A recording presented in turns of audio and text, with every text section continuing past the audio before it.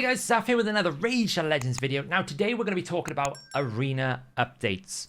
I am pretty frustrated with the latest update. Now if you remember a couple of weeks ago, maybe it was maybe even a month or so ago, I did a video talking about what I wanted to see from their announced live arena seasons, what I hoped they would do, how to make arena more interesting, a bit more fun, how they deal with some of the problems we have in arena. So I was hoping from that video that would basically give us some more inspiration rather than just sort of a rejigged version, right? We had Classic Arena, they then made Classic Arena ×3 in Tag Team. Okay, that was fine for a while, it got boring. Then they made Live Arena. That was cool, it had some bans, but it was effectively Classic Arena with restrictions, and it got a bit stale. Also, the nature of the ladder of the Live Arena, once you reached a certain point, especially if you reached Gold 4, it became near enough impossible for you to really progress or feel like you were getting anywhere because you were fighting people that you're just way above your power level. The Krakens, you were basically in plat permanently, and it's pretty easy for you to climb in Live Arena in any tier. Well, not today's update, the update that's come this week, by the time this video comes out, has released this new live arena seasons, but also more things that is just gonna be frustrating. It's just gonna be annoying. Now, I said in that video, what I wanted to see from live arena seasons was more than just rotation. It had to be something to do with, you know, changing up the scene. Maybe there was like seasonal themes to it. Maybe there was some restrictions. Try to change metas within seasons so that the season isn't just another rotation of Cintranos, another rotation of Doom Tower, another rotation of this. That's the issue right now with a lot of the game modes in Raid, is it doesn't really feel like anything changes month to month. It just feels like, let's run it again. Let's run the same system back again. And really with live arena seasons more than anything else, it needed to be a little bit more dynamic with some economy changes. Because like most people would have said, this sounds all great in your last video, but it's too expensive to change gear and blessings and all these things all the time. I agree. We'd have had to have changed those systems, but those were pretty easy to change. But unfortunately, what we have actually got is effectively live arena with a rotating reward system. There is zero incentive, zero, like, there's nothing that's going to change in live arena seasons other than just giving you a reward path.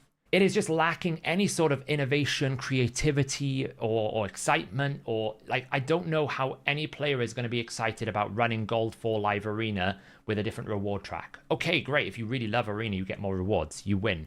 And I would say more rewards is never bad. But I just don't think it's going to get people that excited because you've missed the point. The point of seasons is it's meant to have a theme. It is meant to be seasonal. It's not meant to be rotating. Otherwise, it's just a rotation. There's a difference between rotation and a season.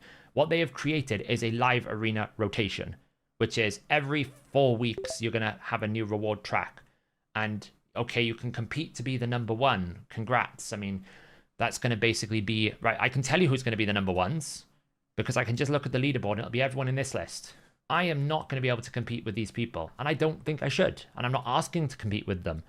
But just to put it into the reality of what they've done is they've literally just created a system in which these players might want to duke it out with Sheep Shadow Legends for 12 hours every day. I don't know. Maybe they really like it. I've spoken with a few players, and it's not what they were wanting. And I just think it lacks ingenuity. Now, just to answer a couple of things, what's going to work, you're going to have the standard reward track anyway. You're still going to have these milestone rewards. You're still going to climb here. They're not resetting this.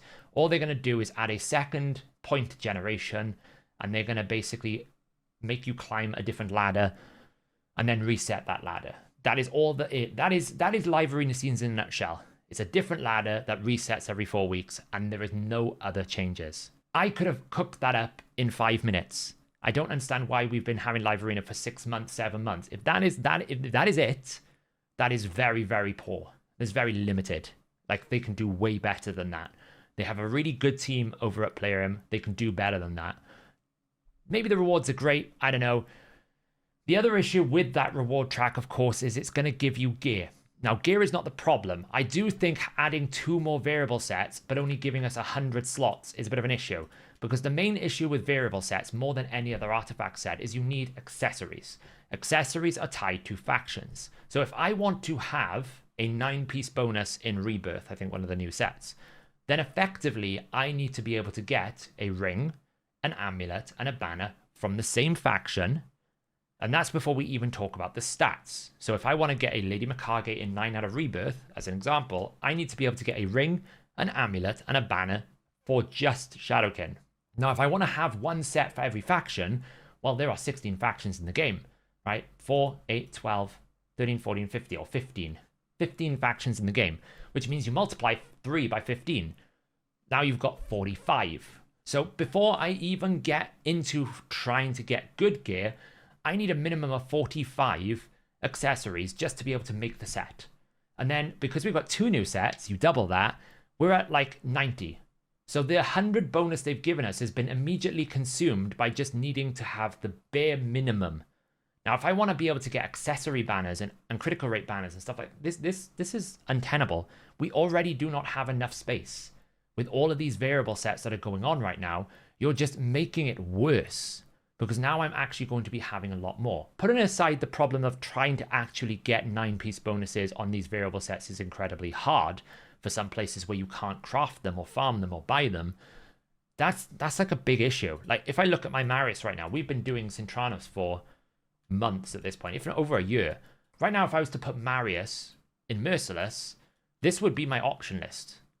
After months and months of farming, and I generally do pretty much all of the bosses that give you accessories. I don't miss those. I miss some of the posts, but I never really miss any of the bosses. This is it. And this is the experience I worry about these new sets. That actually climbing the ladder is great, but trying to get those set rewards that is the incentive for climbing those ladders is going to be incredibly hard, or you're going to get incredibly lucky. Because this is the grand old scheme of over a year's worth of farming Cintranos for just one faction. It's not ideal. So I actually think that we're getting to that critical point with variable sets where they need to maybe consider that potentially these variable sets need to have some sort of alliance connectivity to reduce the bulk. Right now, I just have too few. It's very narrow. I need like an accessory banner in Feral, in a faction, just to make a 9-piece bonus. It's so narrow that I have to keep so many accessories, and I do not have space for it. So adding more variable sets is a big problem right now, which is one of the key rewards from there. We also have some new relics that have come in for the live arena group. Okay, it'll be interesting to see how many we get. I don't know what you're going to get in the reward track. I've seen a few of the video clips. Pretty much unless you're going to win the groups, you're not going to be able to get many of these mythical materials, I'd imagine. That's the way these things work. I will say, though, they're not that amazing. They're not that crazy. This one is absolutely nuts, this Infernal Polytope. Like, this one is crazy. Fully resets the cooldowns of the wearer skills when their HP drops below 15%. If you put that on the Rebirth set with this, that's just... it's going to be very hard to kill people in Arena. It really is. This one is quite strong. These ones I don't think will be that good. Purely because empowerment is in, there's lots of different places now you can get critical rate. A lot of the sets give you quite a bit of critical rate bonuses, like you can put a Slayer ring on, you get 5% critical rate. What you're really comparing is how much critical rate stat am I saving to then put onto other stats to be able to get more damage? Well, not an awful lot, because I don't get critical damage on here. So automatically I'm losing out, right? If I'm comparing to the Cat's Gaze, I'm already losing 40% damage. So it's not that crazy. If I'm being honest, I don't think this is super good. I know a lot of people will say, oh, it's crazy, you don't need to have critical rate. Yes, but you don't save an awful lot because you're only saving like around 60 to 70% critical rate because you already have masteries, base, and a couple of other things. In reality, you're probably going to have a 5% crit rate on your substats somewhere, a 7%. So really you're saving about 60% critical rate.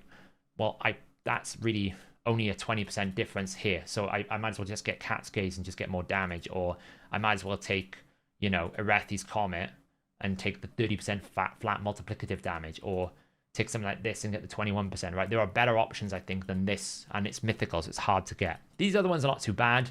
I think they're a bit narrow. This could be quite good for someone who dumps a lot of poisons. That's not bad.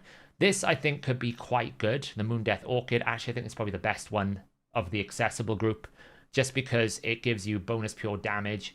It's going to hit quite hard, probably in terms of like an attack scaler if you can get someone up to a decent amount. Because even though it can't be critical, you can probably still multiply it with other sources. A bit like how Wukong works, a bit like how a couple of the other ones like Trunder's A3 works. You can still add things like bonus multipliers, other sources of multipliers into there. It's not going to like just make it so it doesn't do fixed damage. It'll do true damage plus bonus multipliers. That's the way these things work. So the rewards are not bad. The rewards are okay. I just think that the rewards just don't work with the game economy that we've got right now. There's no space for those variable sets. Trying to get the mythical relics is just super hard. I mean, we just need to be able to get more relics at the moment anyway, because trying to get a relic to rank 6 alone is hard. We don't have enough of these 2 or 3 stars. For me to get this Cat's Gaze up to 6 star, I'd have to basically nuke 3 to 4 months of Chimera work just to get there. So we'll have to see if that improves. And I just think it lacks ingenuity. I just would have liked to have seen more. Now, here's some patch notes updates to really touch base on. They've changed the way that the point scoring works, which means good luck staying out of Gold 4 if you were trying to. Right now, I'm looking like probably in 10 to 15 wins, I will be in Gold 4. How have they done this? Well, when you fight now, you basically, when you fight here, you will gain 9 points, okay? You will gain a win of 9 points. I don't know where it shows it here. I don't know if I can see it anywhere, but it doesn't show it here. But when you fight here, you will gain 9 points if you win. If you lose in Gold 3, you will lose 3 points. So you're thinking, okay, well, that's not a problem. Just lose all your 10 fights. Here's the thing. They have put bots in Gold Arena now. Never used to be there. What used to happen in Silver or below, if you lost 3 in a row, they would give you almost like, oh, we feel bad for you, have a bot. That bot would be a free win. It's meant to encourage you psychologically to keep playing and give you a free win and give you a bit of a, okay, that's fine. They're doing that now in Gold, which means I will lose 3 times in a row against a player, for example, and then I will lose -9 points. And then they go, that's a shame you've lost. Have a bot. That bot gives me 9 points. So in essence, yes, I could still force quit my losing, but if I just play the game naturally, I will never decay. They've made it so they've essentially decided they can't figure out how to make the Gold Arena experience fun, so they're just going to push everyone into Gold 4, which means that everyone is going to be match made up against every person. Now, it might help avoid some of the Krakens. Maybe they can get better matchmaking in there. Who knows? But it is going to mean you're going to climb these really, really, really quickly. It might help people get into Live Arena for Marius missions and a couple of other things. Like the reward track here as well it's pretty good. It might help you get Quintus, get up to these milestones. I'll probably be here very, very quickly. But be prepared that you're going to rapidly climb because there's bots in Live Arena now. You're gaining 9 points per victory and only losing 3 points per victory. You don't really lose any points for not playing the game mode. So you might as well just accept the reality that everyone's going to be in Gold 4. In essence, I reckon in about 6 months, the majority of the player base, and I'm saying 60 to 70% of the Live Arena, will not even be in any of these lower tiers. They'll all be in Gold 4. Just because of the pace they've now set it at. You're just gaining too many points. And basically all these don't matter. Silver medals don't matter. It's just the way it's going to be. So that I don't know how it's going to play out.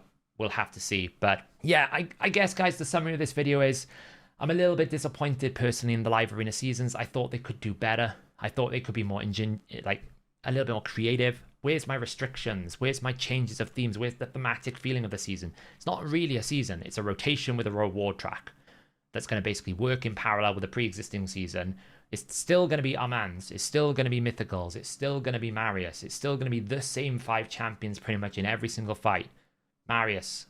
Let's do a fight here. I guarantee you this fight will probably have Armands, Wukong, probably a mythical champion, at least Marius, and probably a Siphi or an Arbiter of that nature. We might even see probably something like a Nice. We might even see something else. But I guarantee you it'll probably have an Armands and a Wukong somewhere in this team matchmaking. We're going to fight VOV Anacone. Let's see. I get first pick. I always first pick Marius. It gets permabanned. This will probably be Armands Wukong or Armands something. Sometimes they do differently. They go Armands Warlord. So I'll pick mine now. I'll go probably these 2. This will probably be like a Siphi, or it'll be like an Arbaeus, or it'll be something like a Marichka, something like that. A support revive is probably going to be the next picks, and it'll be a damage dealer. Probably Wukong, maybe there's a mythical, it could be Lazarius. But it's very predictable. It's going to be a damage dealer and it'll be a support revive. Ancora or Arbiter. I mean, he's only picked 1 damage dealer, so that's an interesting point of view. So I'm just going to pick some 2 here. It's not the right pick, but I'm predicting he's going to want to pick Narcissus to put with his Ancora. This will be like a Wukong, or it'll be a mythical damage dealer. There you go. And this is the problem right now with the arena. If they just keep rolling this, this is the game, right? This is the system. There is no uniqueness to it. There's no variety. This is the game. Aman's Wukong with a support revive versus Marius and Mythicals. And this is, I think, where a lot of people are getting bored with Live Arena, is now that there is no incentive to do area bonuses, the meta's not changing quick enough. There's no diversity. Stone Skin is pretty apparent at the moment. There's not a lot of Stone Skin going on. Let's see if we can strip some.